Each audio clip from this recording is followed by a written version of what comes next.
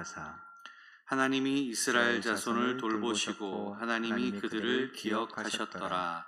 아멘.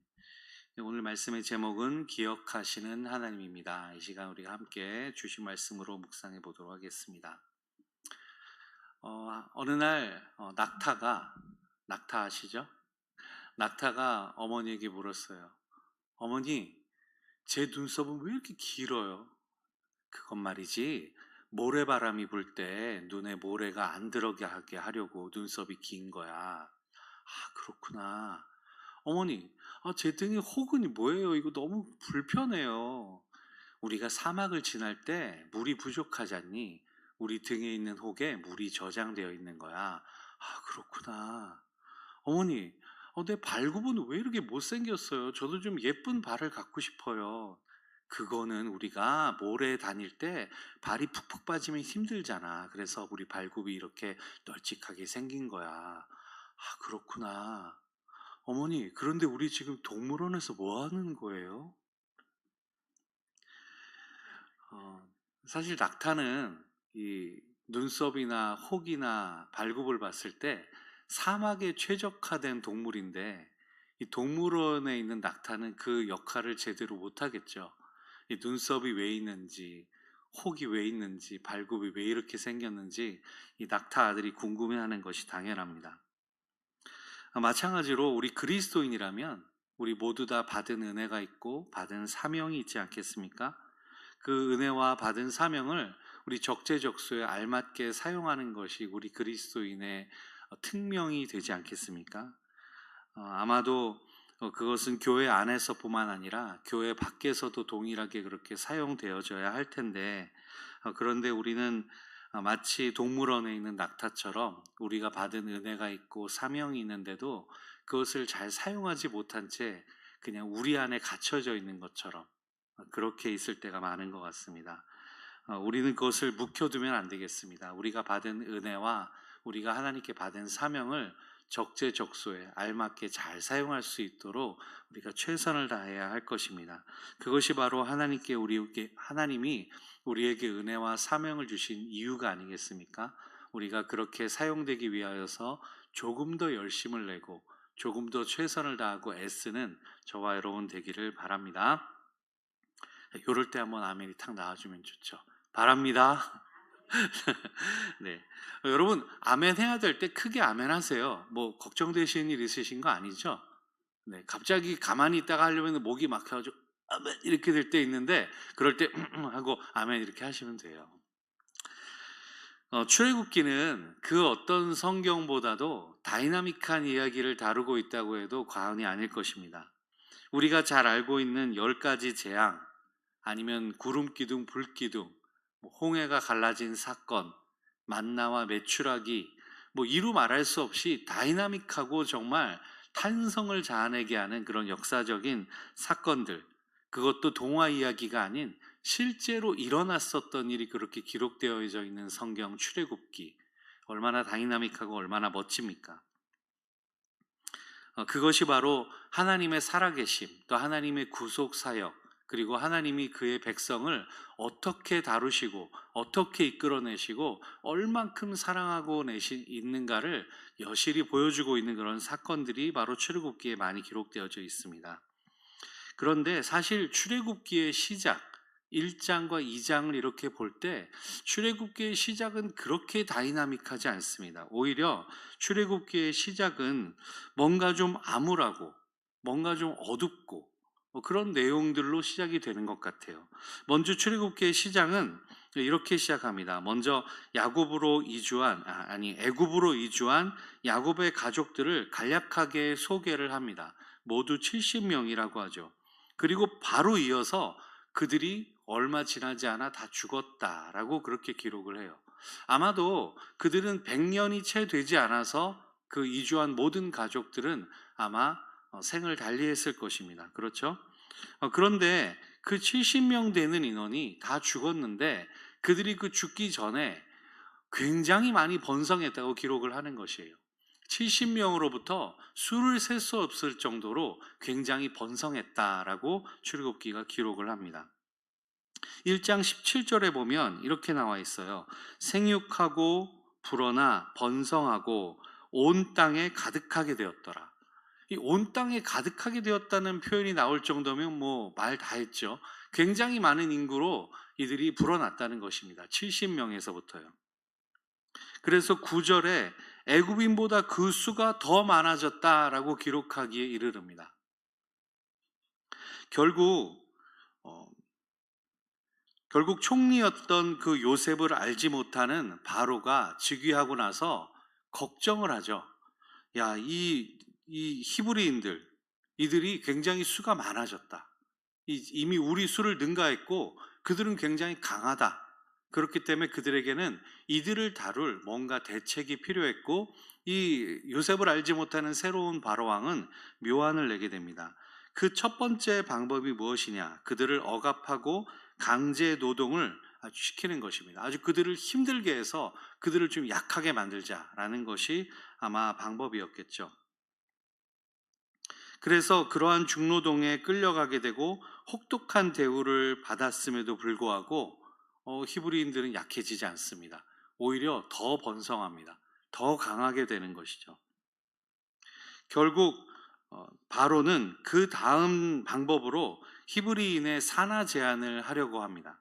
그래서 산파를 시켜서 야, 너희 아기를 받을 때, 해산할 때 남자이면은 그냥 죽여. 그리고 여자아이만 살려놔. 이렇게 명령을 하죠. 하지만 산파들은 하나님을 두려워했기 때문에 그 명령을 어기고 남자이건 여자이건 다 살려놓게 됩니다.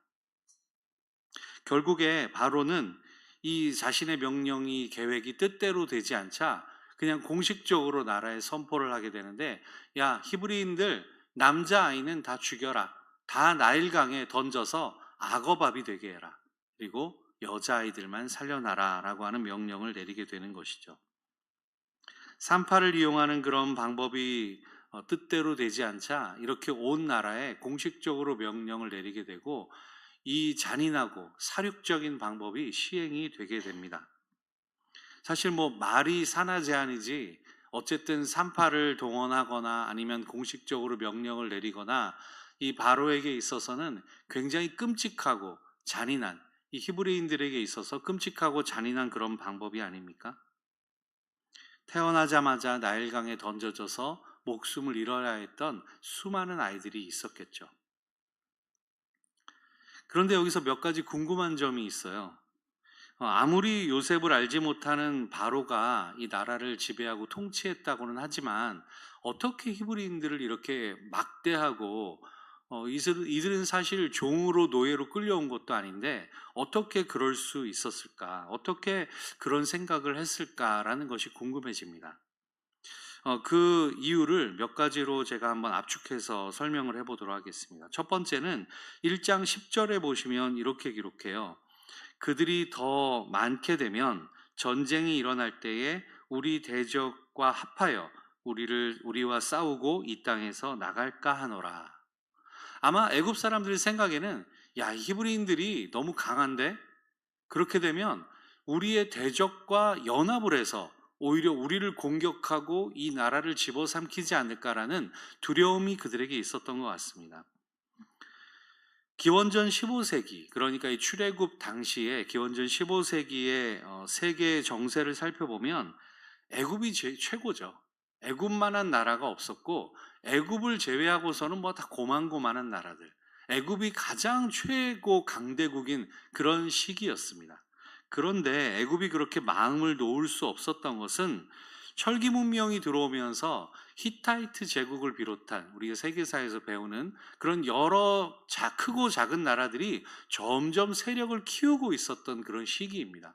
그러니까 현재는 우리가 최고 강대국인데 만일 이 외부의 세력이 내부에 있는 이 히브리인들과 손을 잡는다? 그런데 이들이 지금 수적으로 우리가 많다? 그러면은 언제 어떻게 상황이 역전될지 알 수가 없는 것입니다. 그렇기 때문에 지금 영토를 확장해 나가고 세력을 키우는 애굽의 입장에서는 이 히브리인들이 아주 목에 가시 걸린 것처럼 아주 껄끄러운 존재인 거죠. 조금이라도 이 밖에 있는 세력과 결탁을 했다가는 이거 큰일 나는 상황이 벌어지는 것입니다. 그들은 강하고 우리보다 인구도 많기 때문이죠. 또한 두 번째로 12절에 보시면 근심하여, 1장 12절에 근심하여라는 말이 나오는데, 이것은 다만 걱정했다는 뜻이 아니라 다른 번역에 보니까 몹시 싫어했다라는 그런 번역으로도 쓰이기도 합니다. 자, 이것은 몹시 싫어했다는 것은 이 말이죠. 이집트인들이 히브리인들을 데려다가 막 억압하기 위해서, 어떻게든지 이들을 약하게 만들기 위해서 강제로 노동을 시키고 굉장히 혹독하게 엄하게 대했음에도 불구하고 그들이 오히려 더 번성하니까 너무 싫은 거예요, 이들이. 막 꼴보기도 싫은 거, 너무 싫은 거. 사실 그런데 이렇게 그들이 억압당하면서 더 번성하고 더 심지가 굳어지는 것은 그리스도인들의 특징이라고 할 수 있습니다. 그런데 이 일제치 하나 공산정권하를 한번 여러분 가만히 생각해 보시면, 이 믿음을 부인하라고 한다고 해서 그 믿음이 꺾였습니까? 전혀 꺾이지 않죠. 오히려 그렇게 믿음을 부인하라고 강요하면 강요할수록 더 믿음을 지키는 것이 그리스도인들입니다. 우리 잘 아시는 주기철 목사님, 손양원 목사님, 그 어느 누구 하나 그 믿음을 저버리지 않았어요. 몇몇은 정말 목숨을 부지하기 위해서 혹은 살기 위해서 몇몇은 그랬을지 몰라도 대부분의 많은 그리스도인들이 죽음을 택한지언정 꺾이지 않았던 것이 사실입니다. 로마 시대에는 어떨까요? 소위 카타콤이라고 하는 그 지하 묘지에 모여서 숨어서 예배를 드리면서 믿음을 지키고 자신들의 비밀 암호를 만들어서 로마 군인들이 알 수 없게 하고, 그들이 그렇게 믿음을 지켰지 않습니까? 불에 타 죽는 한이 있어도, 사자밥이 되는 한이 있어도 자신의 믿음을 결코 꺾지 않았던 많은 그리스도인들이 있었던 것이 사실입니다. 우리가 흔히 말하는 일사각오의 정신, 그것을 가지고 그들이 그 믿음을 지켜냈지 않습니까? 여러분, 콜로세움 경기장 아시죠? 지금 이탈리아에 가면은 문화재로 잘 보존이 돼 있다고 하는데, 저는 가보지는 못했습니다. 사진에서만 봤는데, 사실 그곳은 피비린내가 나는, 피냄새가 진동하는 그런 장소 아닙니까? 믿는 그리스도인들을 잡아오면, 그 가족을 잡아오면 그 부모를 이렇게 묶어놔요. 기둥에 묶어놓은 다음에 그들의 자녀에게 동물 가죽옷을 입힙니다. 그리고 나서 너희 이제 자유야, 너희 마음대로 가고 싶은 곳으로 가라고 애들을 등 떠밀어서 보내요. 그럼 애들은 영문도 모른 채 부모와 헤어지니까 울면서 그 가죽옷을 뒤집어 쓰고 가죠. 그러면 뒤에서 그 로마 군인들이 며칠을 굶주린 들깨나 늑대들을 풀어놓는 거예요. 그러면 그들이 어떻게 될까요? 막 달려가서 그 동물 가죽옷을 쓴 아이들을 처참하게 물어뜯는 것이죠. 그 장면을 묶인 채로 부모들이 뒤에서 보아요. 근데 부모들이 뭐라고 말합니까? 얘들아, 먼저 가 있어. 엄마 아빠 곧 따라갈게. 그렇게 믿음을 지킨 것이 그리스도인들이에요.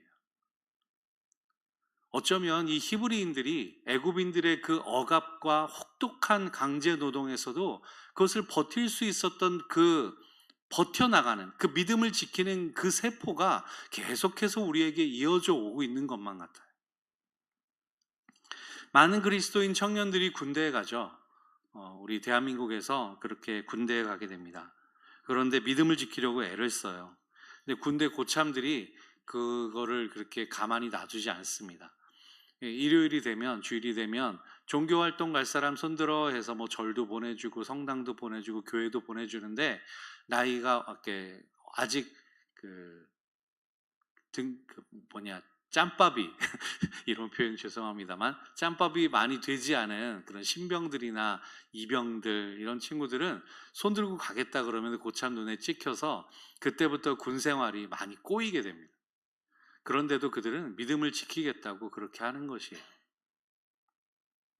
과거에는 폭력도 있었고 지금은 눈에 보이지 않는 그런 차별과 불평등이 여전히 존재한다고 합니다.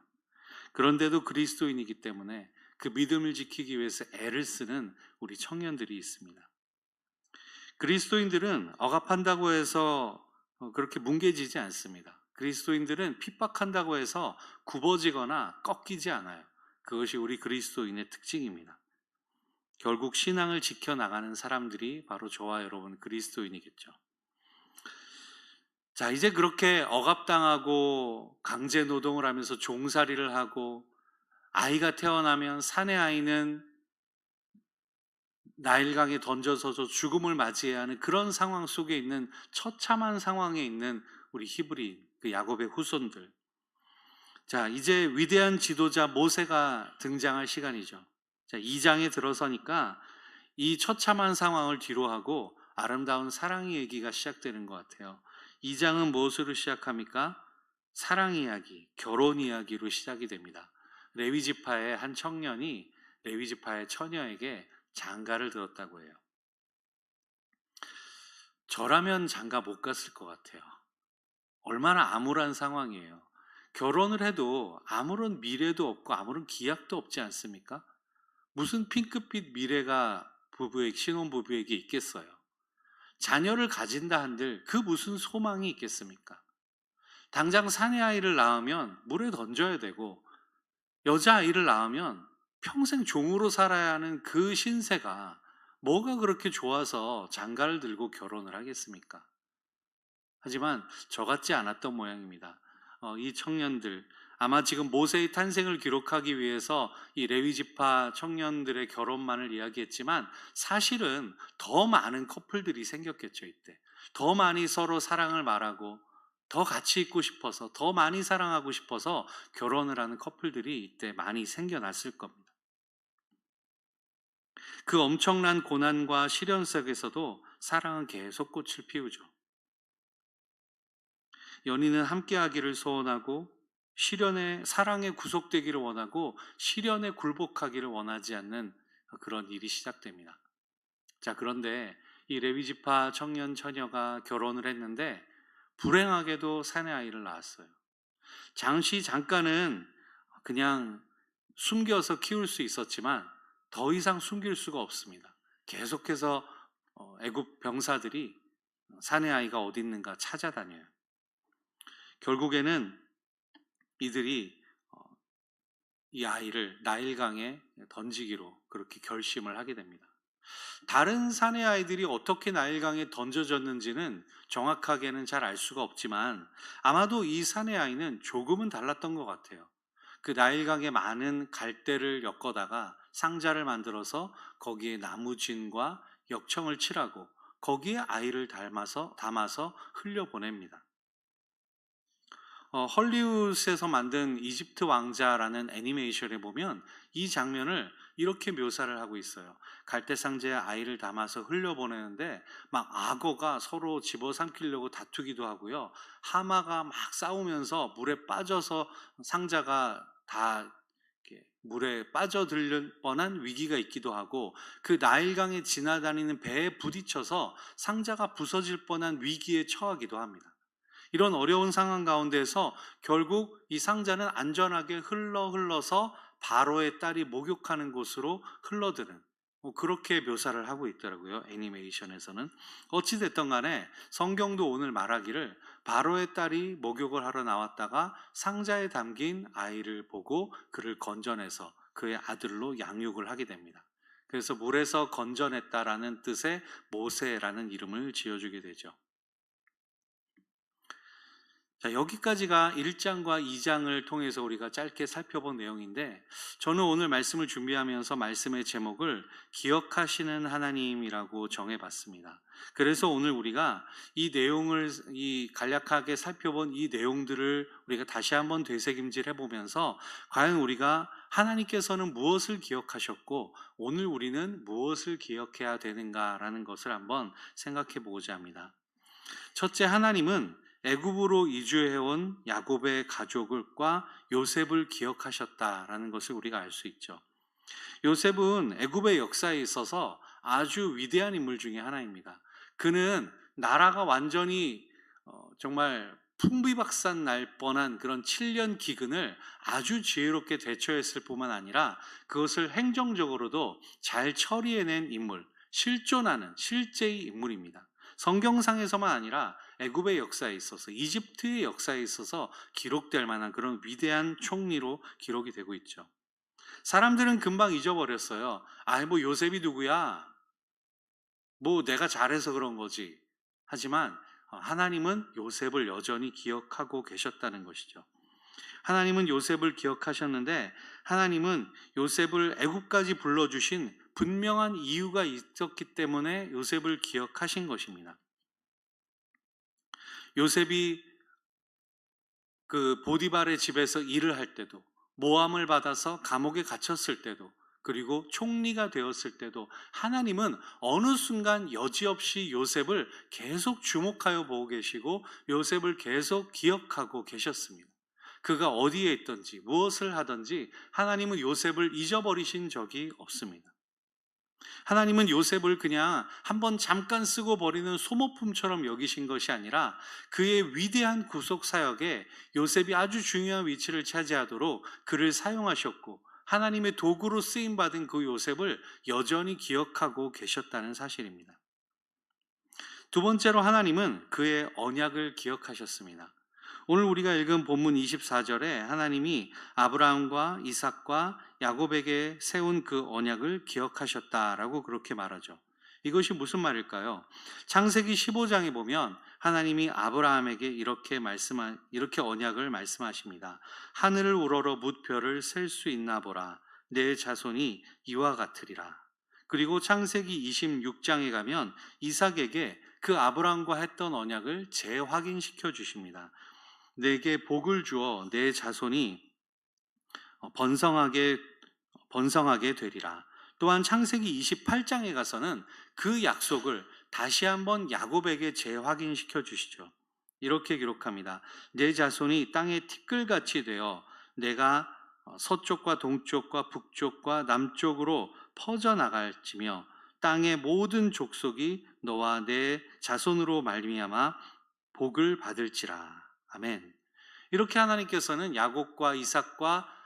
아브라함과 이삭과 야곱에게 해주신 언약을 재확인시켜 주시면서 그 언약, 하나님 자신이 그들에게 한 언약을 기억하고 계시다는 사실입니다.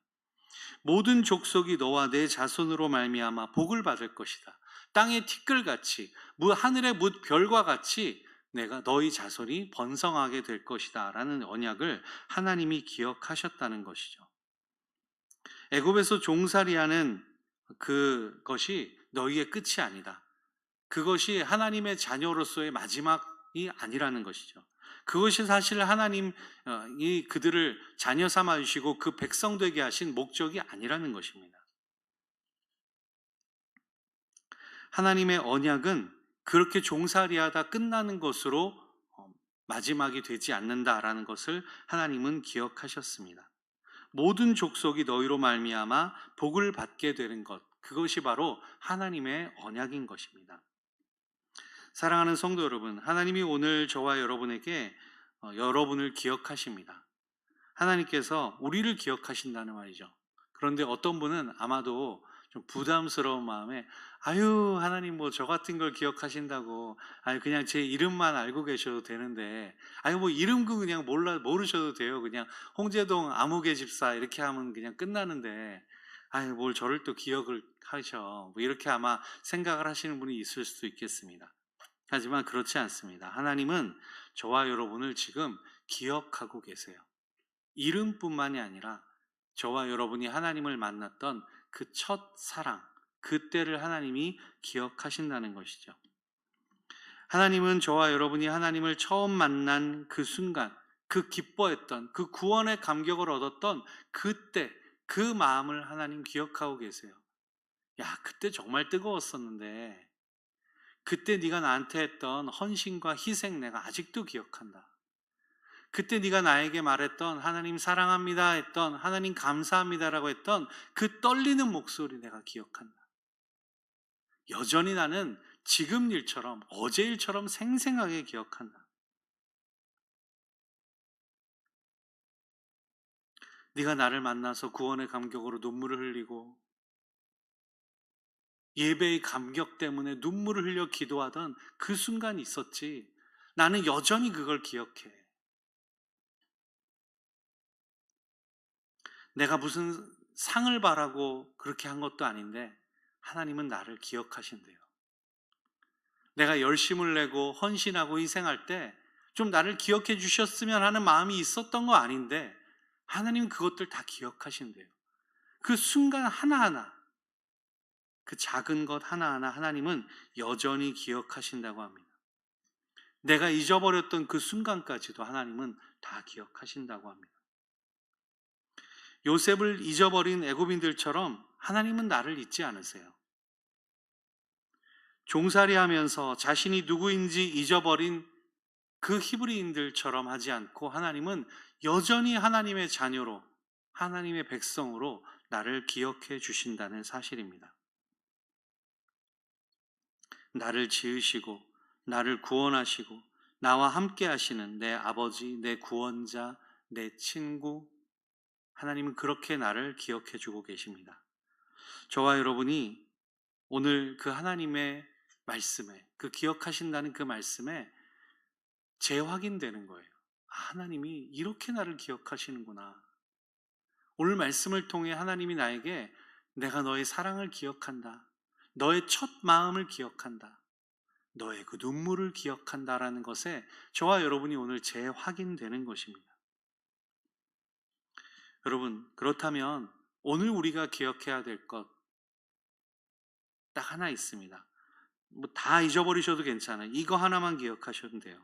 하나님은 변하지 않으시고 그의 백성을 기억하고 계신다. 그의 성실함으로 그의 백성, 나를 기억하고 계신다라는 거, 그거 하나만 잘 기억하시면 됩니다. 여러분의 인생을 지금도 하나님은 주목하여 보고 계세요. 그냥 이렇게 훑어보시는 것이 아니라 저와 여러분 한 사람 한 사람을 주목해서, 눈을 마주치며 여러분 한 사람 한 사람을 주목하여 보고 계세요.